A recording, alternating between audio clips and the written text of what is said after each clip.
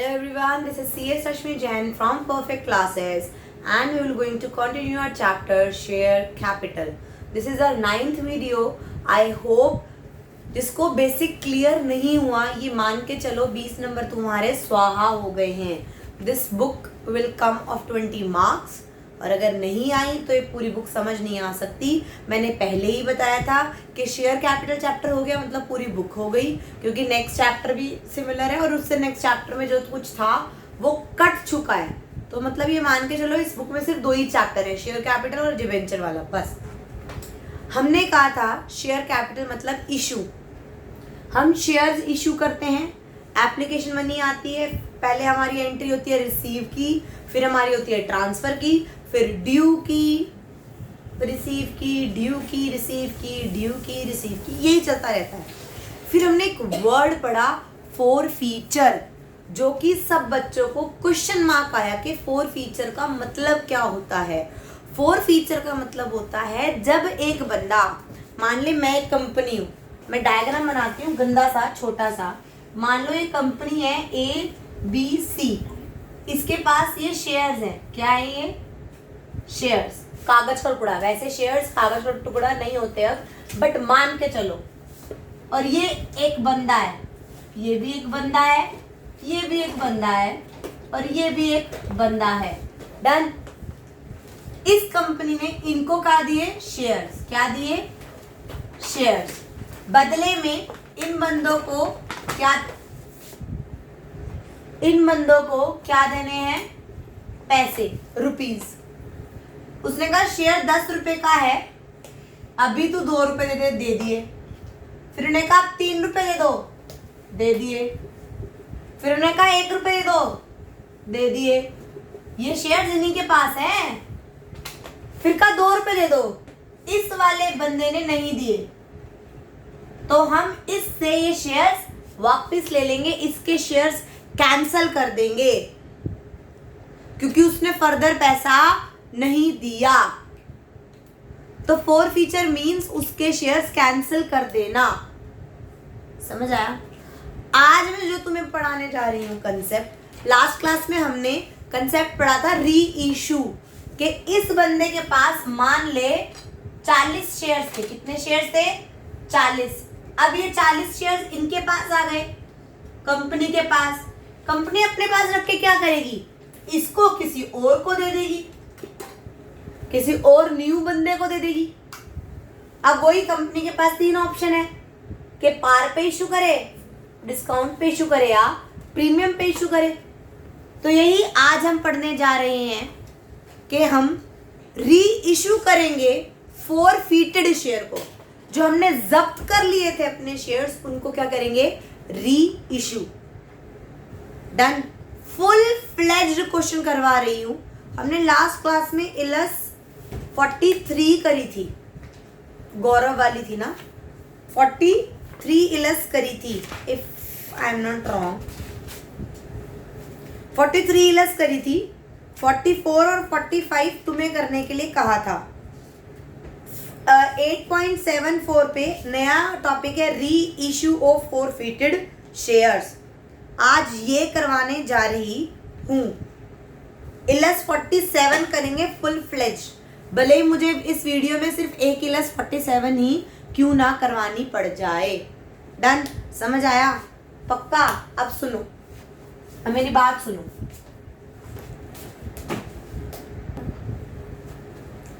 अब मेरी बात सुनो. इलस 47 स्टेप बाय स्टेप करेंगे, बहुत होले होले चलेंगे. वो कह रहे हैं Excel limited invited application for 1 lakh equity share.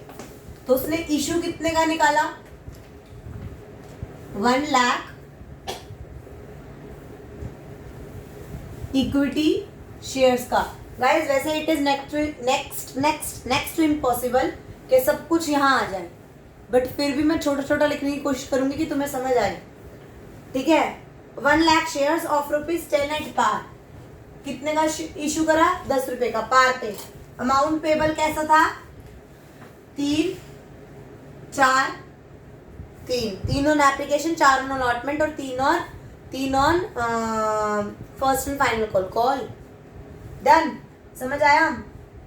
The issue was over subscribed by 3 times, मतलब 3 गुना शेयर्स अप्लाई हुए। तो यानी 1 लाख की जगह हमें रिसीव कितने हुए? 3 लाख शेयर्स, इक्विटी शेयर्स की एप्लीकेशन। मतलब मेरे पास इंस्टीट्यूट में 1 लाख बच्चे की बिठाने की जगह थी, बट अप्लाई कितने बच्चे आए? कितने, मतलब कितने बच्चों ने कहा कि हमें एडमिशन दे दो? 3 लाख बंदों ने अप्लाई करा मेरे शेयर्स।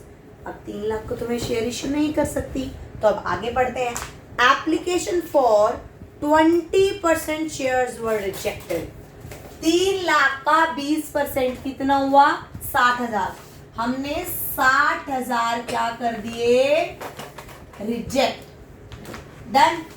अब वो कह रहा है और 1,60,000 वालों को कितने दिए? 80,000। और एक कैटेगरी थी 80,000 वालों को, 80,000 वालों को कितने दिए? 20,000। डन। डन। तो देखो 1, 60, 80, 60, 3 लाख और हमने इशू करे 1 लाख। इतनी बात समझ आई?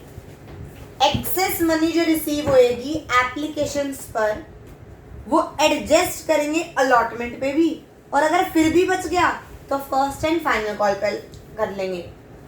अगर मैं आगे क्वेश्चन ना भी पढ़ूं तो भी मैं क्वेश्चन कर सकती हूँ। ऑल कॉल्स वर मेड, सारी कॉल्स मंगवा ली गई, मतलब अलॉटमेंट भी और फर्स्ट कॉल भी, और सारी रिसीव भी हो गई, except first and final call by share हो। मतलब इसमें पंगा है।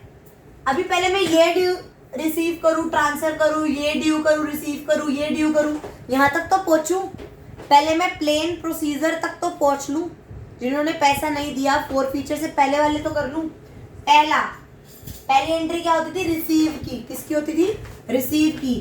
Bank account debit to equity share application account. Done. कितना आएगा बैंक में? 3 lakh into 3 lakh into 3 lakh shares ने अप्लाई करा 3 रुपए, 3 लाख शेयर्स ने अप्लाई करा 3 रुपए, तो कितना हो गया? 3 3 9 लाख। चलो भाई आ गया पैसा, पैसा आ गया। अब इसको हम कहाँ ट्रांसफर करेंगे? शेयर कैपिटल अकाउंट में। तो हमने कहा equity share application money account debit to equity share capital में कितना जाएगा? आया तो हमारे पास 9 लाख, बट 1 लाख का 3 लाख, 3 ही लाख जाएगा। सिर्फ 3 लाख रुपए ट्रांसफर होएगा, क्योंकि वो हमारे शेयर कैपिटल में बढ़े। जो इन 60,000 को पैसा वापस दिया, उनका पैसा वापस जाएगा। 60,000 वालों को 3 रुपया वापस दिया, 6 3 18, 1,80,000 मेरा वापस चला गया। यहां तक किसी को डाउट है? यहां तक किसी को डाउट है? 1,80,000 चला गया। अभी क्वेश्चन के आंसर में मत देखना कि बैंक में तो 2,20,000 है। अभी शांति रखना। इतनी बात समझ आ गई? अब जब मैं वर्किंग नोट करने जा रही हूँ, मेरे पास स्पेस नहीं होगा तो मैं इरेज कर दूंगी। प्लीज अपने नोटबुक्स में जरूर नोट डाउन करना।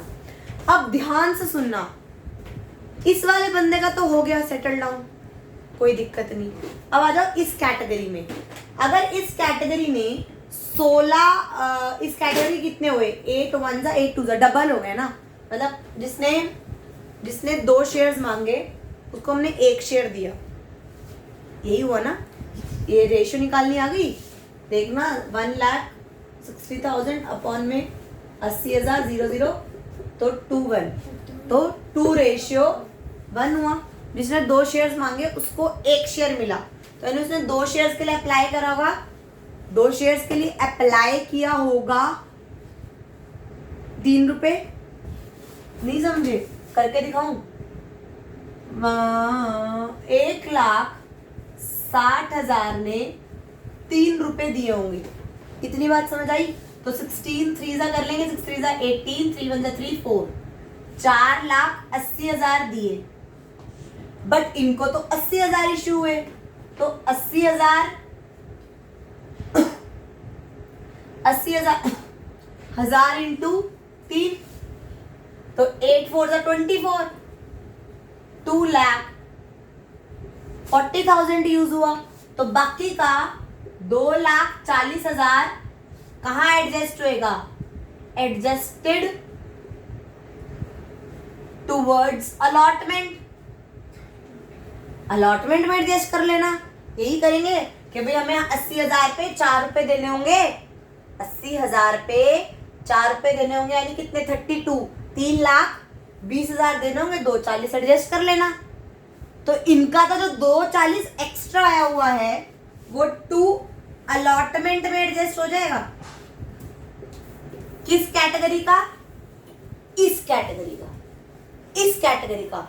अलॉटमेंट में एडजस्ट होने के बाद कुछ नहीं बचेगा, इनफैक्ट हमें अलॉटमेंट में मंगवाना ही पड़ेगा।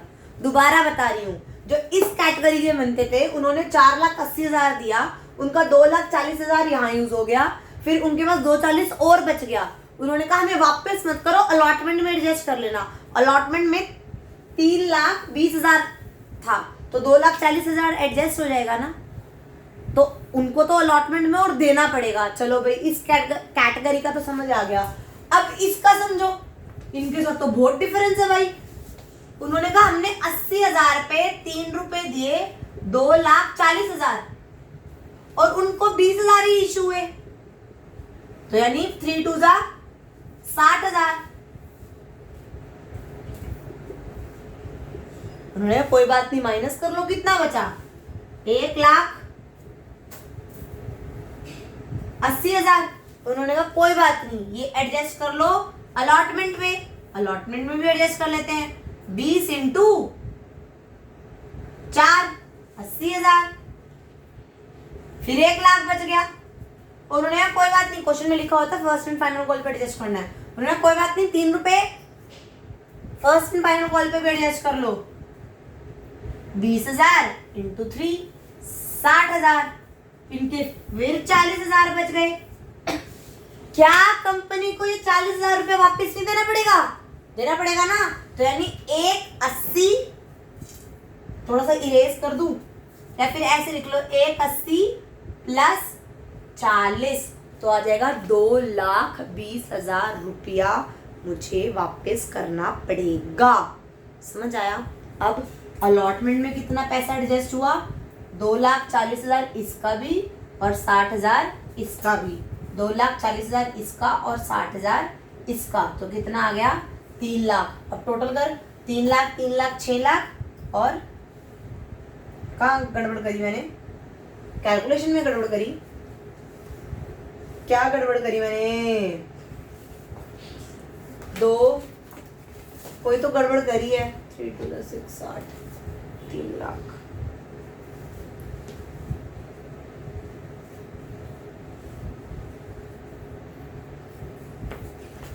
चलो पहले देखो, ये समझ आया कि बैंक इक्विटी शेयर कैपिटल चला गया 3,00,000, फिर बैंक में चला गया 2,20,000 और अलॉटमेंट में चला इतना। अब जो ये वाला 80,000 है, सॉरी गाइस ये गलत कर दिया ना, ये 60,000 थोड़ा है, तो एप्लीकेशन का ही है। अलॉटमेंट का तो 80 है। अलॉटमेंट का कितना है? 80। अलॉटमेंट का कितना है? 80,000।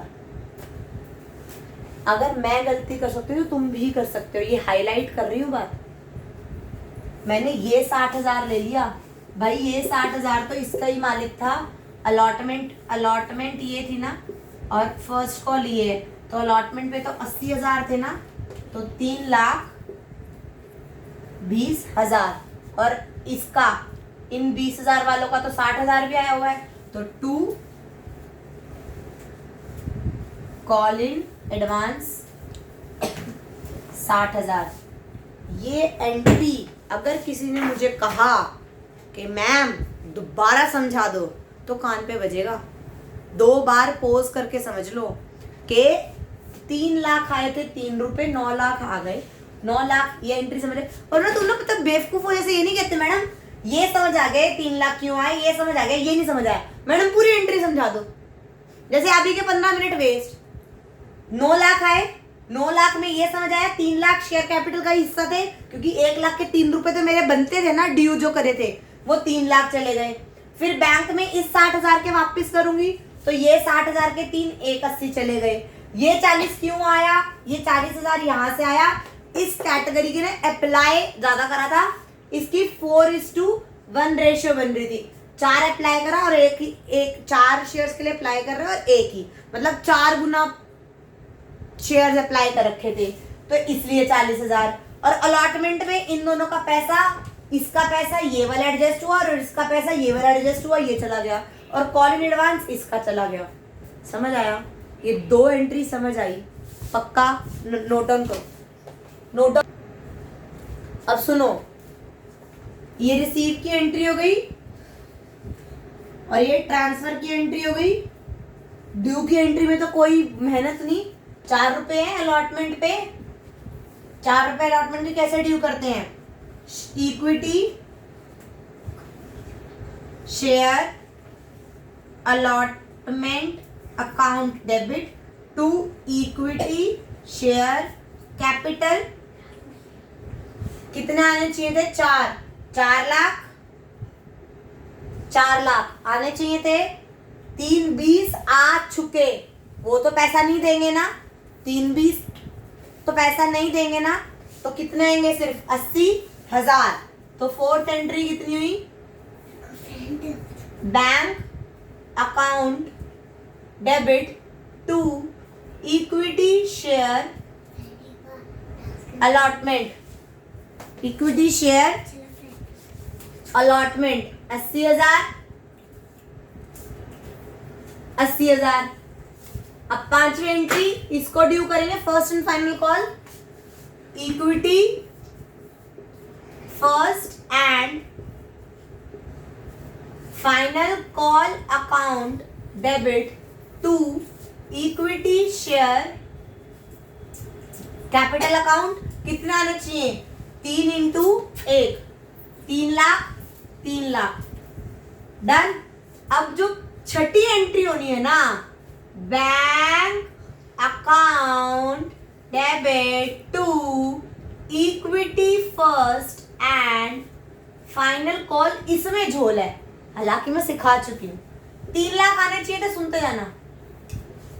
बट 3 लाख में से ये जो 60,000 दे चुका है नहीं देगा तुझे, कॉल इन एडवांस एडजस्ट होएगा, तो ये 3 लाख गया।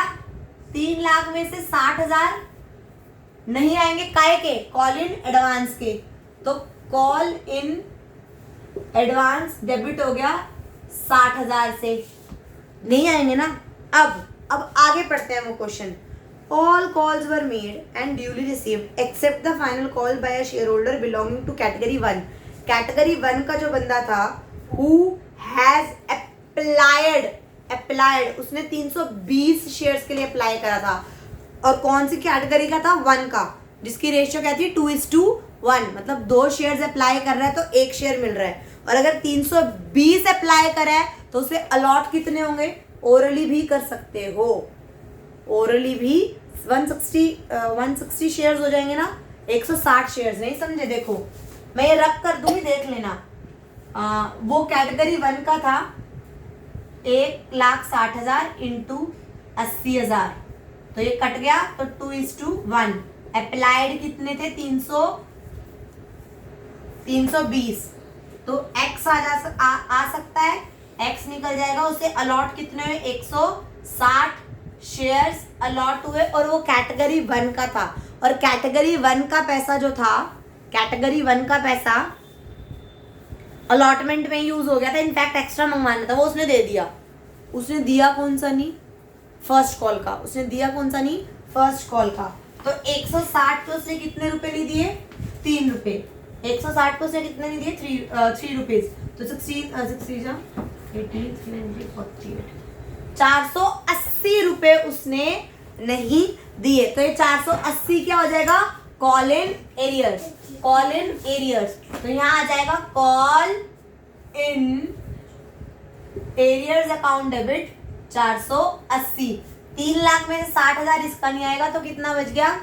3 लाख में से 60,000 गया, 2,40,000, और 2,40,000 में से 480 रुपए इसका नहीं आया, है ना, 480 इसका नहीं आया, तो 2,39,520। समझ आया, समझ आया,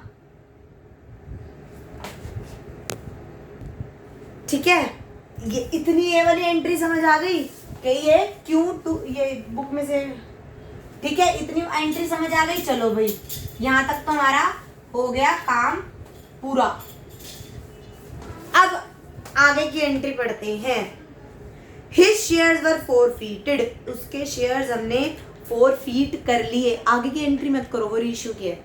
अब ये जो 160 शेयर्स थे हमने वो forfeit कर लिए। forfeit की एंट्री याद है, शेयर कैपिटल घट गई, SBR इसमें है नहीं, तो एंट्री क्या थी, share capital account debit to forfeited share account to जो पैसा नहीं दिया to first and final call. तो यानी एंट्री क्या बनेगी, सेवंथ एंट्री क्या बनेगी, सेवंथ एंट्री क्या बनेगी गाइस, शेयर। लिखो, अपने आप ट्राई करो, लिखो, मैं नहीं लिख रही जान के। चलो लिख ली थी, अब सुनो, share equity share capital account debit to forfeited share account to forfeited share account और to first and final call account. जो नहीं दिया, कितने शेयर थे, कितने शेयर थे, 160। 160 पे सारे के 10 के 10 रुपए में मंगवा चुकी थी। वो कितना दे चुका था, 7 रुपए। वो 160 पे 7 रुपए दे चुका था, वो हमने जब्त कर लिए, खा लिए। और फाइनल कॉल 3 रुपया नहीं दिया था। ये हो गई forfeited की। अब नेक्स्ट लाइन कहता है कि ये शेयर्स मैंने 15 रुपए में फुल्ली पेड अप, मतलब मैंने उसे 15 रुपए लिए और मैं फुल्ली पेड अप है, मतलब तेरे को कोई पैसा नहीं देना। मतलब 5 रुपए मैंने उसे प्रीमियम पे दिया।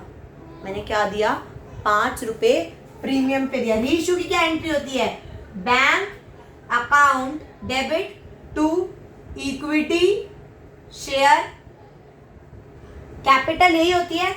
15 रुपए आए 160 पे, बट कैपिटल पे तो 10 ही रुपए जाएंगे। 5 रुपए किस पे जाएंगे, to equity, sorry to SPR account 5 × 160। समझ आ गया, पक्का 100%। इसमें मैं ट्विस्ट करती हूँ, अगर वो ये लिखता, लिख लेना ये पेंसिल से अपनी बुक में, the forfeited shares were reissued at 8 rupees for fully paid up। 8 rupees for fully paid up, यानी उसने 10 रुपए की चीज में 8 रुपए में दे रहा हूँ। फुल्ली पेड अप मतलब, फुल्ली पेड अप मतलब तेरे को कुछ नहीं पे करना, ये शेयर का सारा अमाउंट पेड है। तो मैंने उसे 2 रुपए क्या दिया, डिस्काउंट। क्या दिया, डिस्काउंट। अब तुम क्या करते, तो इस सुन लो, SBR तो उड़ गया, SBR तो उड़ गया, शेयर कैपिटल में 10 × 160 ही जाएगा, बट बैंक में 8 रुपए आया, तो 2 × 160 हम पहले लिखते थे जब ओरिजिनल शेयर्स यूज करते थे, तो लिखते थे discount on issue of shares, discount on issue of shares.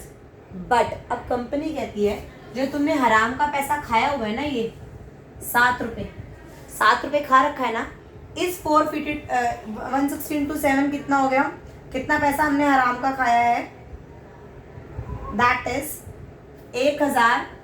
1120 रुपए हमने नहीं करा, 1120 रुपए हमने वो नहीं करा, क्या, उसको वापस नहीं करा, खा लिया।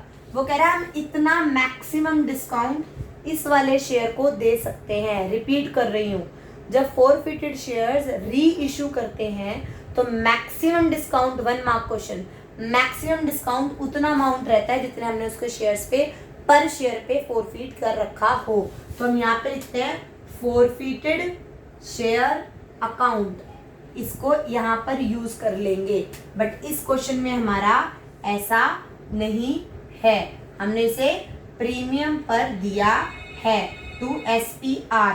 इसका अमाउंट मैं देख रही हूँ 2400 और इसमें गया 1600 और इसमें गया 800।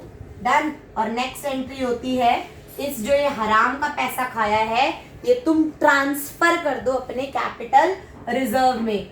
That is forfeited share account debit to capital reserve 1120 रुपए। 1120 रुपए। ये पूरा क्वेश्चन समझ आया?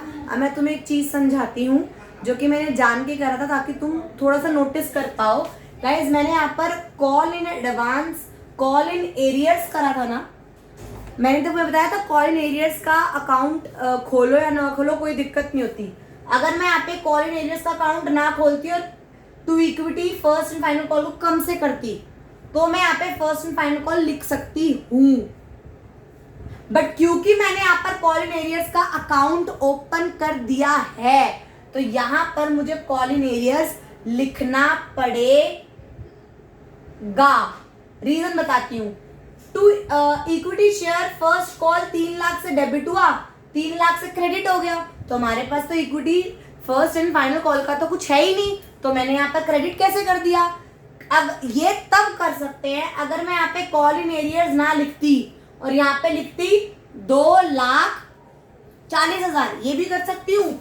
मैं यहां से ये हटा के और यहां पर 2,99,520 लिख सकती हूँ। अगर मैं यहाँ पर ये लिखती हूँ तो ये यहाँ पर फर्स्ट एंड फाइनल कॉल लिख सकती हूँ, अदरवाइज नहीं लिख सकती। समझ आ गया गाइस? ये question is over now. Online आओ, मैं तुम्हें ऑनलाइन गूगल मीट पे आओ, आई विल टेल यू कि कौन से क्वेश्चंस करने हैं।